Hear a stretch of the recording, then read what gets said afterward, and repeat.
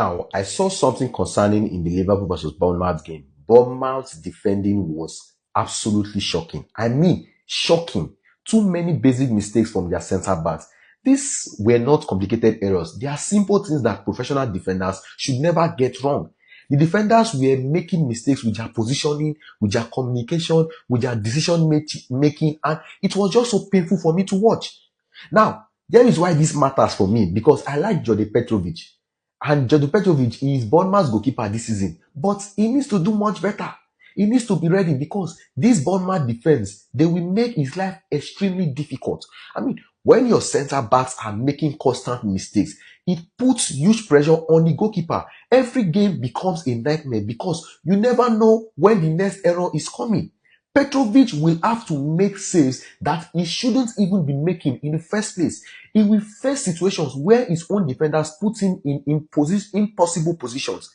It will be really interesting to watch how Petrovic adapts to this Bournemouth defense. But honestly, I think Petrovic is going to suffer this season. A goalkeeper's performance depends heavily on the centre backs, on the defenders in front of him. Even the best goalkeepers, they would struggle when their centre backs keep making basic mistakes.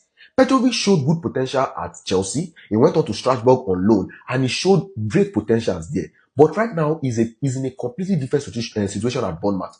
At Chelsea, he had reliable defenders protecting him. At Strasbourg, he had reliable defenders protecting him. But at Bournemouth right now, he's going to face shot after shot because this Bournemouth defense, they cannot stop basic attacks. This could really hurt his confidence and it could hurt his development.